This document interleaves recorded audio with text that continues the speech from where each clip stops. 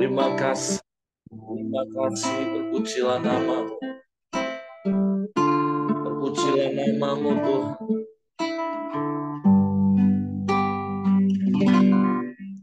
Saat ku berjalan, kasih-Mu menerangi langkahku.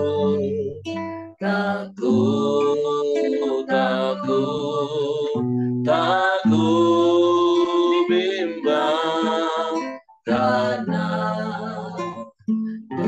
Kau bersamaku.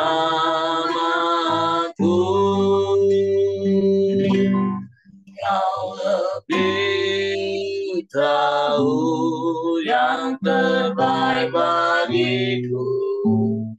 Kau lebih sanggup pulihkan hidupku. Ku berserah, ku percaya hanya Yesus penolong yang setia. Hanya Engkau penolong yang setia bagi kami Tuhan. Saat ku berjalan, kasih-Mu menerangi langkahku.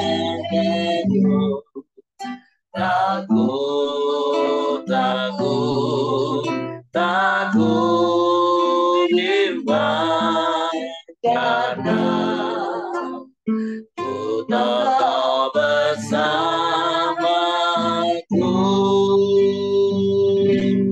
Kau lebih tahu yang terbaik bagiku. Kau lebih sanggup pulihkan hidupku. Ku berserah, ku percaya hanya Yesus penolong yang setia. Kau yang lebih tahu, Kau lebih tahu yang terbaik bagiku. Amin. Kau lebih sanggup pulihkan hidupku. Ku berserah, ku percaya hanya Yesus penolong yang setia. Dengan iman mari sekali dikatakan, Kau lebih tahu yang terbaik bagiku. Amin. Kau lebih sanggup pulihkan hidupku. Ku berserah, ku percaya hanya Yesus penolong yang setia. Hanya Yesus penolong yang setia. Hanya Yesus penolong yang setia.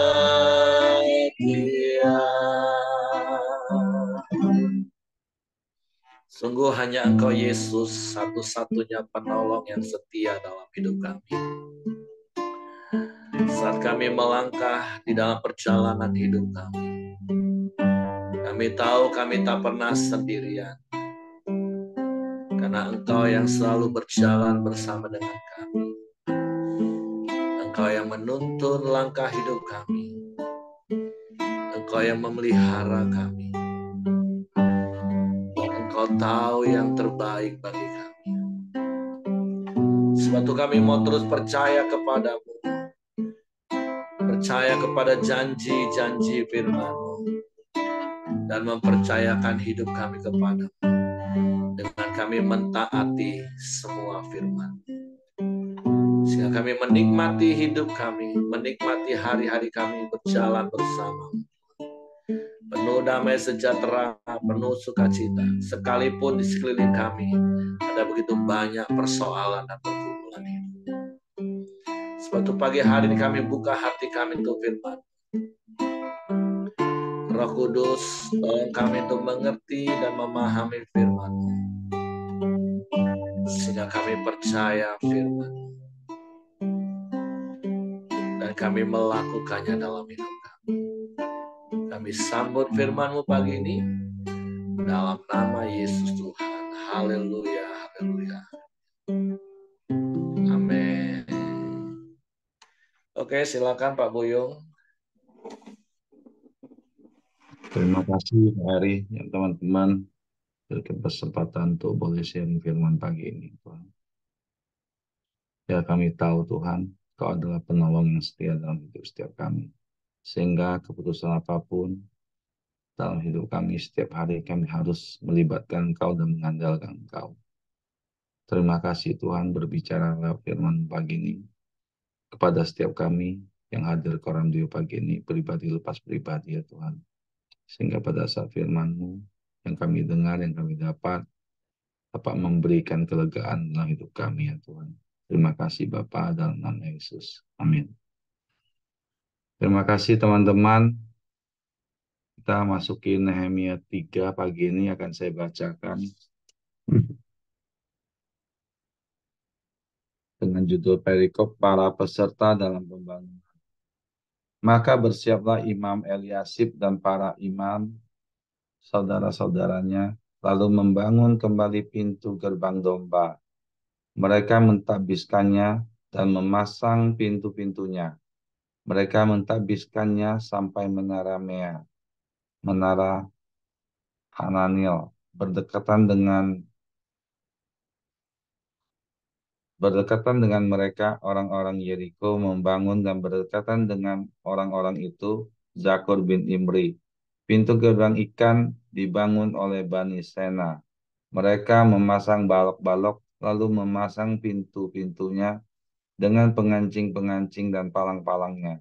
Berdekatan dengan mereka Meremot bin Uria bin Hakos mengadakan perbaikan dan berdekatan dengan Mia Melandia, Mesulam bin Berekia bin Mesezabel. Berdekatan dengan dia Zadok bin Bana mengadakan perbaikan dan berdekatan dengan dia orang-orang Tekoa. Hanya pemuka-pemuka mereka tidak mau memberi bahunya untuk pekerjaan tuan mereka. Pintu gerbang lama diperbaiki oleh Yoyada bin Pasea dan Mesulam bin Besoja. Mereka memasang balok-balok, lalu memasang pintu-pintunya dengan pengancing-penancing dan palang-palangnya. Berdekatan dengan mereka, Melaka, orang Gibeon, dan Yadon, orang Meronot, mengadakan perbaikan beserta orang-orang Gibeon dan Mispa yang berada di wilayah kekuasaan Bupati, daerah sebelah barat Sungai Efrat. Berdekatan dengan mereka Uziel bin Harhaya, salah seorang tukang emas, mengadakan perbaikan, dan berdekatan dengan dia Hanaya, seorang juru campur rempah-rempah. Mereka memperkokoh Yerusalem sampai tembok lebar. Berdekatan dengan mereka Refaya bin Haur, penguasa setengah wilayah Yerusalem, yang satu mengadakan perbaikan. Berdekatan dengan dia Yedaya bin Harumaf mengadakan perbaikan tepat di depan rumahnya. Dan berdekatan dengan dia Hatus bin Hasebneya, Malkia bin Harim, dan Hasub bin Pahat Moab memperbaiki bagian yang lain dan menara perapian. Berdekatan dengan mereka, Salum bin Halohes, penguasa setengah wilayah Yerusalem yang lain, mengadakan perbaikan bersama-sama anak-anak perempuannya. Pintu gerbang Lebak diperbaiki oleh Hanum dan penduduk Zanoa. Mereka membangunnya kembali dan memasang pintu-pintunya dengan pengancing-pengancing dan palang-palangnya. Pula tembok diperbaiki sepanjang 1.000 hasta sampai pada pintu gerbang sampah. Pintu gerbang sampah diperbaiki oleh Malka bin Rekab, penguasa wilayah Bet-Kerem. Ia membangunnya kembali dan memasang pintu-pintunya dengan pengancing-pengancing dan palang-palangnya. Pintu gerbang mata air diperbaiki oleh Salom bin Kolhose, penguasa wilayah Mispa. Pintu gerbang itu dibangunnya kembali, diberinya atap dan dipasangnya pintu-pintunya dengan pengancing-pengancing dan palang-palangnya. Juga diperbaikinya tembok kolam penampung air saluran dekat Taman Raja sampai pada tangga-tangga yang menurun dari kota Daud. Di samping Nehemia bin Asbud, penguasa setengah wilayah Bet-Zur, mengadakan perbaikan sampai di depan pekuburan Daud dan sampai pada kolam buatan dan rumah para pahlawan. Di sampingnya orang-orang Lewi mengadakan perbaikan, yakni Rehum bin Bani yang berdekatan dengan dia Hasabia, penguasa setengah wilayah Kehila yang satu untuk wilayahnya. Di sampingnya saudara-saudara mereka, yakni Binul bin Henadad, penguasa setengah wilayah Kehila yang lain, mengadakan perbaikan. Berdekatan dengan dia, Ezer bin Yesua, penguasa Mispa, memperbaiki bagian yang berikut di depan pendakian ke gudang senjata dekat sudut. Di sampingnya, Baruk bin Zabai memperbaiki bagian yang berikut dari sudut sampai pada pintu masuk rumah imam besar Eliasib.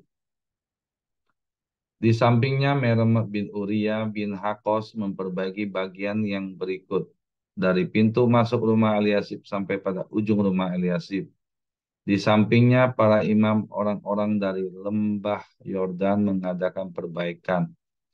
Di samping mereka, Benyamin dan Hasub mengadakan perbaikan di depan rumah mereka. Di samping mereka, Azaria bin Masaya bin Anaya mengadakan perbaikan di samping rumahnya. Di samping, Binui bin Henadad memperbaiki bagian yang berikut dari rumah Azaria sampai sudut dan sampai penjuru. Palal bin Uzai mengadakan perbaikan di depan sudut dan di depan menara yang tinggi yang menonjol dari istana raja. Dekat pelataran penjagaan di sampingnya, Pedaya bin Paros mengadakan perbaikan. Sampai di depan pintu gerbang air di sebelah timur dan di depan menara yang menonjol, adapun para budak di Bait Allah tinggal di Ofel. Di samping Pedaya, orang-orang Tekoa memperbaiki bagian yang berikut. Dari depan menara besar yang menonjol itu sampai tembok Ofel. Mulai dari pintu gerbang kuda, para imam mengadakan perbaikan masing-masing di depan rumahnya. Di samping mereka, Zadok bin Imer mengadakan perbaikan di depan rumahnya. Di sampingnya, Semaya bin Sekaya, penjaga pintu gerbang timur. Di sampingnya, Hanaya bin Selemnia dan Hanum, anak Zalaf yang keenam, memperbaiki bagian yang berikut. Di samping mereka, Mesulam bin Berekia mengadakan perbaikan di depan biliknya. Di sampingnya, Malkia seorang tukang emas mengadakan perbaikan sampai pada rumah budak di Bait Allah dan para pedagang di depan pintu gerbang pendaftaran dan sampai pada kamar di atas penjuru. Lalu antara kamar atas di penjuru dan pintu gerbang domba, para tukang emas dan para pedagang mengadakan perbaikan. Eh, Nehemia 3 ini cukup panjang ya teman-teman. Saya baca berulang-ulang, saya ngeblank terus terang. Eh, Sampai pagi ini setelah saya baca, saya dapat satu kata yaitu perbaikan ya. Kata perbaikan terus di sana dilakukan mereka berulang-ulang oleh orang-orang besar dan orang-orang hebat, yaitu Imam Ilyasif. Kemarin kita lihat lewat sharing firman Pak Simon ada 3 hal yang saya dapat ya berintegritas, tekad dan ingat campur tangan Tuhan dalam hidup setiap kita. Saya sungguh diberkati firman kemarin. Pagi ini yang saya dapat dengan satu kata perbaikan yang saya alami dalam setiap hidup kita, kita perlu perbaikan setiap hari. Apa yang kita alami dalam dalam hidup kita, hidup kita yang rusak, baik itu dalam hubungan antara suami, istri, dan anak yang sudah rusak itu perlu perbaikan. Saya lihat kenapa Tuhan izinkan Yerusalem dihancurkan, setiap tembok-tembok itu dihancurkan oleh Nebukadnezar. Dan juga di sini Nehemia mengkoordinasi orang-orang hebat untuk bisa mereka bekerja bersama dalam hal ini yaitu membangun kembali tembok-tembok Yeriko yang telah hancur luluh berantakan. Sedangkan tembok itu penting bagi bangsa Israel untuk sebagai perlindungan dari serangan-serangan yang ada pada saat itu. Jadi yang saya dapat itu dalam hidup saya kita perlu membangun tembok-tembok perlindungan dari serangan-serangan atau proses yang menekan hidup kita. Sehingga hidup kita yang rusak mungkin pagi ini kita bisa ingat apa yang rusak dalam hidup kita, dalam rumah tangga, dalam pelayanan, dalam hubungan suami istri, karyawan dengan pemimpin. Itu kita perlu perbaikan setiap hari. Nah, yang saya rasakan perbaikan dalam hidup saya dengan apa yang saya alami itu perlu suatu apa caranya itu gimana? Ya harus matikan ego. Jangan merasa kita pemimpin, kita paling hebat. Setiap pendapat kita harus didengar orang. Yang kedua, kita hidup itu selain kita bekerja bersama, kita juga harus apa? Bekerja sama, yaitu bekerja sama dengan orang yang ada di sekeliling kita. Kalau dalam ring satu ya kita harus bekerja sama dengan apa? Suami, istri, anak-anak dan keluarga besar kita. Itu hal pertama. Hal kedua, kalau kita sebagai seorang pemimpin itu, baik itu dalam pemimpin perusahaan atau pemimpin rohani, perlu satu kerendahan hati, yaitu ego kita mesti mati. Eh, nggak perlu kita merasa kita itu yang paling paling benar, paling pintar. Kita yang pendapat kita yang harus didengarkan oleh orang yang ada di sekeliling kita. Mungkin dalam kepemimpinan sekuler atau perusahaan kita sebagai pemilik owner dari suatu perusahaan, kita bisa menerapkan hal itu. Karena pendapat kita yang paling benar. Tapi hal itu tidak benar dan tidak harus kita lakukan pada saat kita tahu kebenaran itu. Saya dulu pada saat karyawan saya salah, saya merasa saya paling benar. Karyawan salah, saya hajar mereka sampai saya puas. Saya selalu saksikan sama teman-teman di komunitas. Tetapi pada saat saya tahu kebenaran, pada saat terjadi kesalahan dalam pekerjaan atau apapun, saya berusaha tanya mereka dulu, atau saya memberikan solusi terlebih dahulu kepada karyawan saya. Sesudah itu selesai, sore mungkin baru saya panggil. Tapi nggak pada setiap saat, pada saat kesalahan yang tidak fatal, saya nggak langsung memanggil mereka dan ngobrol atau sharing nanya mereka. Tetapi saya kumpulkan dulu. Tetapi kalau kesalahan itu fatal, ya sore itu juga langsung saya panggil dan saya ngobrol dan kita sharing tanya penyebab kesalahan itu. Itu satu hal. Hal kedua yang saya alami firman pagi ini, sebagai pemimpin kita juga harus turun tangan bekerja. Bekerja bersama-sama dengan mereka. Jadi dua hal yang pagi ini saya dapat yaitu kita sebagai pemimpin kita harus bisa bekerja bersama dan bekerja sama, ya kan? Nah, artinya apa? Bekerja sama itu kita kan perlu orang di sekeliling kita ya. Seperti saya lihat Nehemia luar biasa, dia bisa mengkoordinasi setiap orang yang dibawanya, dia bisa memimpin mereka dengan tiga hal yang saya dapat kemarin, yaitu dengan berintegritas, tekad. Yang paling penting itu apa? Campur tangan Tuhan. Dia mengandalkan Tuhan. Jadi pagi ini yang saya dapat, yang pertama saya tadi sampaikan bahwa sebagai pemimpin di dunia sekuler ya kita bisa mengeluarkan pendapat sesuka kita. Tetapi pendapat kita belum tentu bisa diterima oleh bawahan kita. Mereka terkadang pada saat perintah itu berikan, mereka lakukan. Pemimpin yang otoriter, mereka tidak pernah mendengarkan pendapat dari bawahan. Tetapi pemimpin yang Tuhan mau itu apa? Kita harus mendengar pendapat mereka. Dulu saya nggak bisa, tapi dengan berjalannya waktu, walaupun terkadang saat-saat ini saya juga masih ngeyel ya, kadang masih merasa pendapat saya paling benar, tetapi pada saat itu dijalankan terkadang juga bisa meleset. Jadi yang saya dapat itu dalam dunia sekuler kita perlu dengar-dengaran yaitu ya itu apa namanya bekerja sama dengan bawahan kita.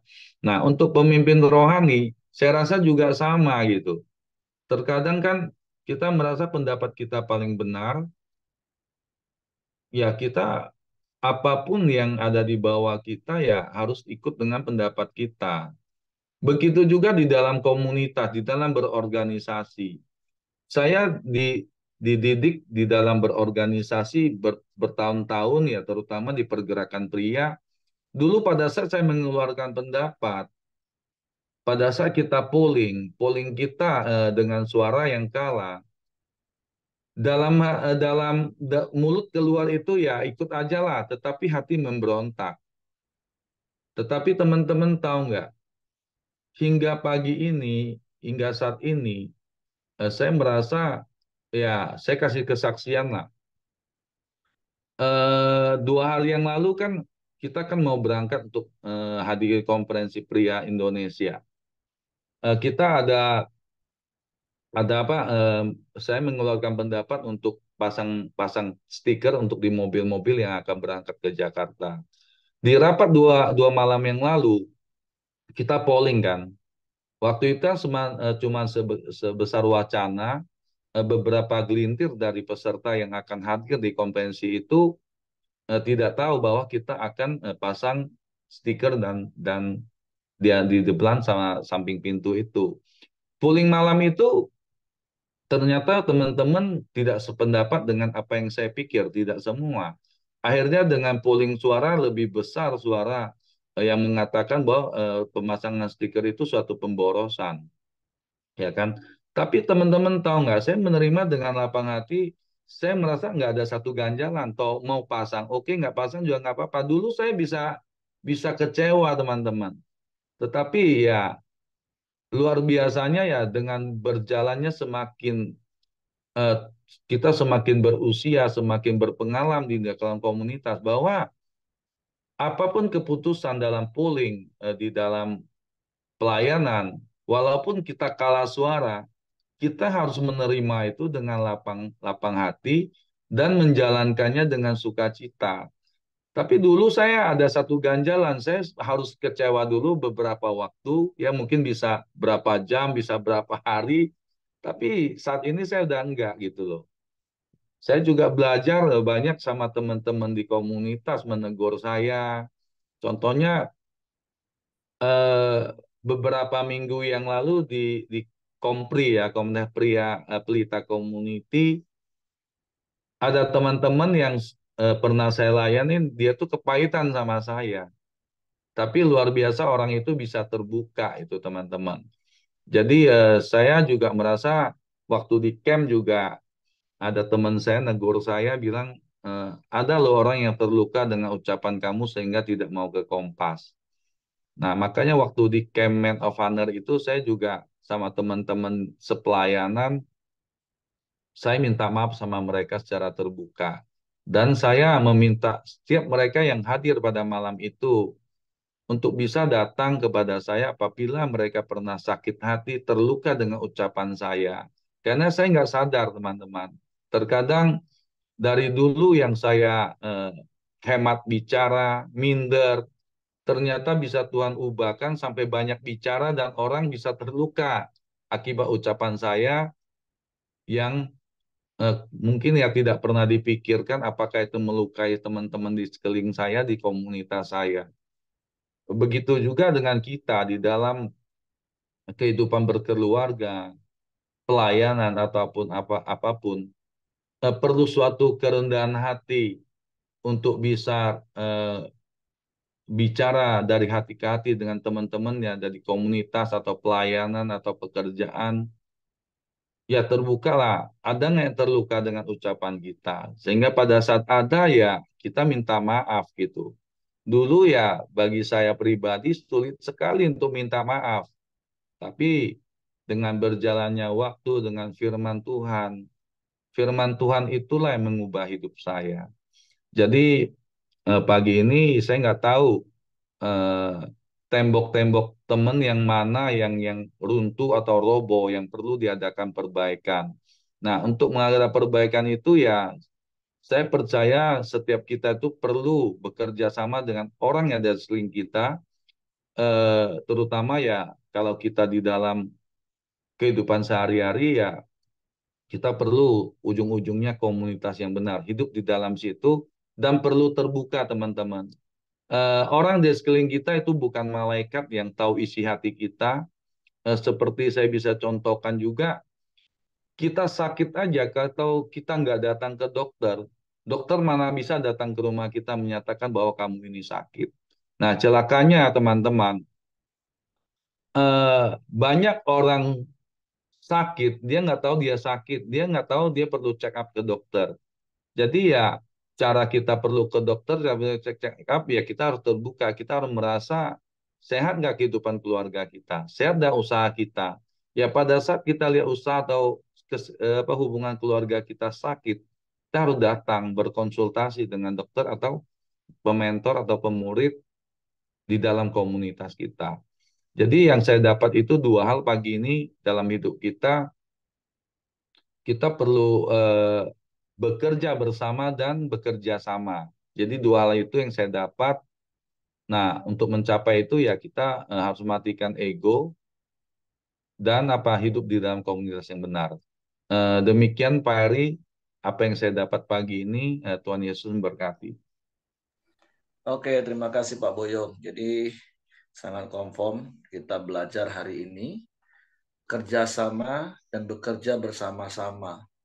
Itu dua hal yang harus berjalan secara seimbang ketika kita mengerjakan satu pekerjaan besar seperti apa yang sedang dilakukan oleh bangsa Israel pada waktu yang kita baca ini. Tadi istri saya sempat searching, itu tembok yang dibangun itu 4.000 meter dengan tinggi 12 meter dengan tebal 2,5 meter. Ya, kalau Bapak Ibu yang pernah ke Yerusalem, ke tembok ratapan, akan bisa sangat memahami karena memang tembok itu tinggi 12 meter, lebar tebalnya itu 2,5 meter, dan mengelilingi kota Yerusalem itu yang 4.000 meter. Itu bukan pekerjaan yang kecil, dan itu tidak mungkin bisa dikerjakan oleh satu orang. Makanya perlu kerjasama dan bekerja bersama-sama. Kerjasama artinya ya dengan sebuah kesepakatan terorganisir dengan baik, dengan seorang pemimpin yang baik, terus bekerja bersama-sama sesuai dengan porsi dan bagian masing-masing kerjakan. Seperti Pak Buyung katakan, praktek ini ya bisa kita mulai dari mana? Dari rumah. Proyeknya apa? Kelola rumah, mendidik, merawat, mengasuh anak. Itu suami istri perlu kerjasama dan bekerja bersama-sama. Kerjasama itu artinya sepakat. Nah, untuk kata sepakat itu ya seperti Pak Boyong bilang, mati ego, rendah hati. Makanya kenapa banyak kali teman-teman pendeta di luar Pelita selalu kalau ketemu tanya, kenapa ya Pelita bisa bertahan padahal pemimpinnya bukan pemimpin tunggal, pemimpinnya majemuk. Ya contoh kecilnya seperti Pak Boyong tadi bilang, ketika dalam pertemuan untuk menyepakati satu hal, kita harus submit, tunduk kepada apa yang sudah disepakati. Walaupun akhirnya kesepakatan itu adalah bukan ide kita ditolak, dan ada ide yang lain yang akhirnya kita sepakati. Ya kita harus legowo. Walaupun kadang kita bisa berpikir, oh ide kami kan lebih oke sih sebenarnya. Tapi ya sudah, itulah mati ego kalau kita mau kerjasama dan bekerja bersama-sama. Begitu juga sekali lagi mulai dari rumah. Kalau kita nggak mati ego, gimana suami istri bisa kerjasama sepakat? Dan bagaimana bisa bekerja bersama-sama? Karena kan dalam rumah tangga saja ada begitu banyak hal yang bisa dikerjakan. Dan masing-masing punya tugas tanggung jawab. Bagian suami apa, bagian istri apa. Jadi nggak tercampur aduk. Masing-masing punya porsinya, tapi mengerjakannya masing-masing itu dalam kebersamaan.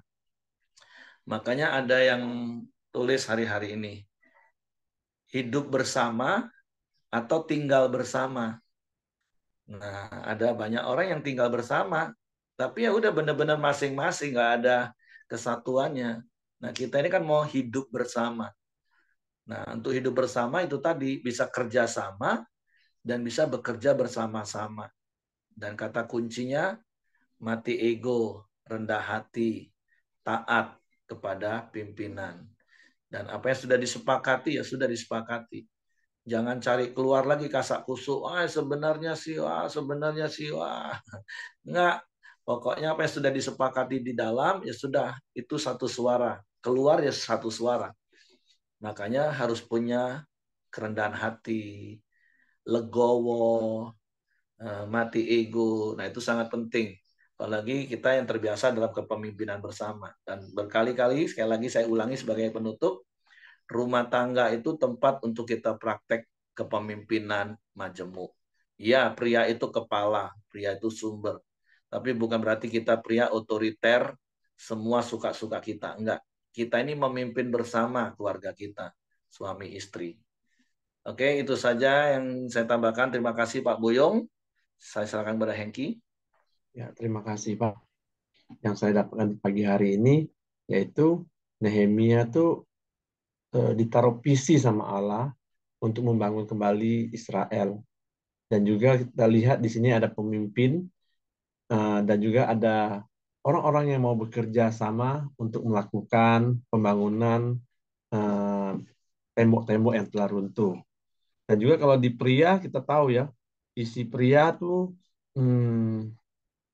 visi pria adalah membawa setiap pria yang dipercayakan Allah untuk mencapai kemaksimalan pria, yaitu menjadi serupa dengan Kristus. Dan juga kita melihat banyak pemimpin-pemimpin seperti ada Pak Simon, Ko Buyung, Pak Heri, atau Pak Ahyong yang mengenal visi Allah untuk membawa pria-pria pelita kepada serupa dengan Kristus. Dan juga kita melihat banyak setiap kita adalah pelayan-pelayan, pekerja-pekerja yang rela untuk membangun pria-pria lain. Oke, itu saja yang saya tambahkan. Mari kita masuk dalam doa di pagi hari ini. Silakan Ko Ali, nanti ditutup sama Ko Buyung. Oke, selamat pagi semua. Mari kita masuk dalam doa. Selamat pagi Bapak, selamat pagi. Sekali lagi Tuhan, kami bersyukur Tuhan buat kesempatan yang Tuhan buat nafas yang Tuhan berikan kepada kami. Lalu kami bisa Tuhan bersama berdoa, sama-sama koram Deo Tuhan, mencari wajah-Mu Tuhan, mendengarkan firman-Mu. Terima kasih Tuhan buat kesempatan. Kami bersyukur Tuhan. Kami mau katakan dari hati kami bangga punya Allah. Seperti penyertaan-Mu sempurna setiap.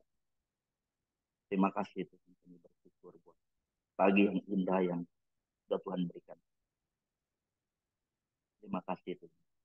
Hamba berdoa Tuhan buat Buyung Tuhan. Tuhan berkati, Tuhan pakai dia semakin luar. Hamba percaya Tuhan, apapun yang dia lakukan, apapun yang buat istri dan berkati, usahanya Tuhan memberkati. Terima kasih Tuhan, penyertaan-Mu sempurna atas hidup dan keluarga. Terima kasih Tuhan, apa menjadi kebutuhan dan keperluannya, biarlah Allah yang benar dan Allah yang menjawab. Berkati hidupnya, pakai dia sendiri. Terima kasih Tuhan. Hamba juga berdoa buat semua anggota kolam dia yang hadir pagi hari, baik yang tidak hadir. Hamba berdoa Tuhan dimanapun mereka berada, nama Tuhan dipermudah. Hamba berdoa Tuhan bagi kami semua, apapun pekerjaan kami, apapun kondisi hati kami hari ini, Bapak, biar setiap kami memulai bersama-sama dengan kami berjalan bersama-sama dengan Engkau, Bapak. Awali dengan doa kami pagi hari ini. Kami percaya setiap kami yang berjalan dan mengawali bersama Engkau ada kekuatan, ada penyertaan-Mu yang sempurna. Terima kasih Tuhan, apapun usaha dan pekerjaan kami, Tuhan memberkati setiap kami yang hadir. Hamba berdoa di dalam nama Yesus, apapun yang menjadi masalah kami semua hari-hari ini, Tuhan menyertai kami. Hamba percaya setiap kami boleh mengalami Engkau dalam sekolah-sekolah kehidupan yang sudah berizin. Hamba bersyukur Tuhan buat kesetiaan yang Tuhan berikan kepada setiap kami yang boleh hadir pagi hari. Dan biarlah nama Tuhan dipermuliakan setiap tutur kata. Terima kasih Tuhan. Hamba juga berdoa Tuhan buat bangsa. Banyak berita yang tidak baik, banyak berita negatif. Hamba berdoa Tuhan, kami memberkati Indonesia. Kami memberkati Jambi itu. Kami memberkati di mana Tuhan izinkan kota kami, di tempat kami tinggal.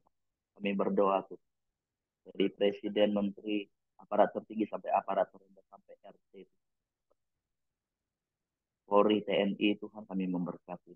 Biarlah Tuhan, kami memberkati Indonesia Tuhan. Kami berdoa bagi Indonesia, kami percaya Tuhan hal-hal yang baik terjadi atas kita. Kami berdoa Tuhan, kami memberkati Indonesia, kami memberkati kota Jambi Tuhan. Hasil bumi, hasil pertanian, semuanya Tuhan, biarlah Bapa.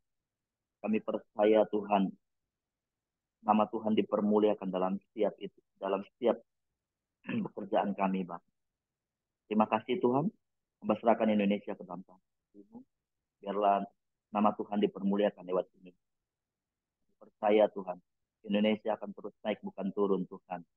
Kami percaya Bapa. Kota Jambi Tuhan akan menghasilkan hasil-hasil bumi yang baik. Terima kasih Tuhan, kami bersyukur. Mari kita masuk doa Bapa kami.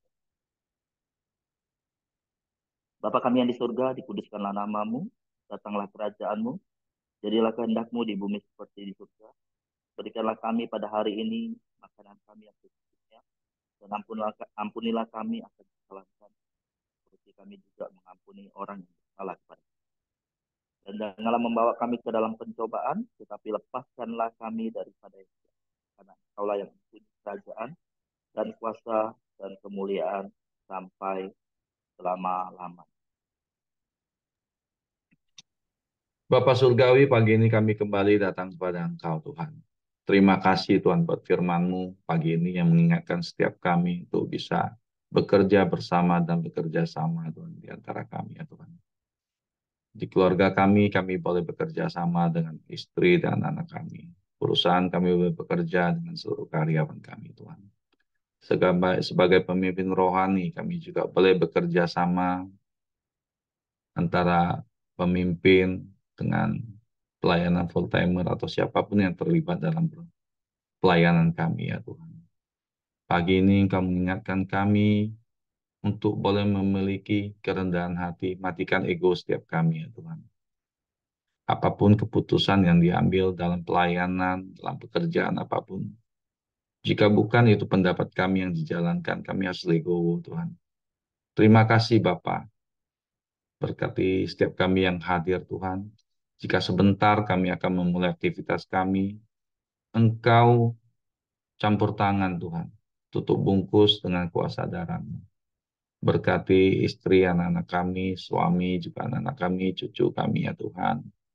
Ada kasih karunia-Mu, ada kemurahan-Mu ya Tuhan.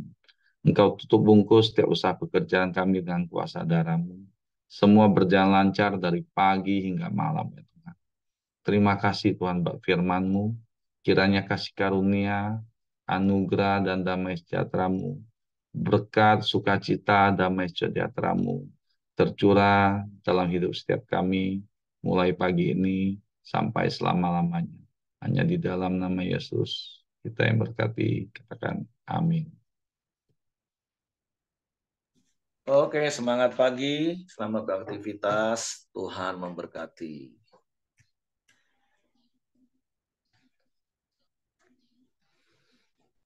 Oke, Anda mau koordinasi?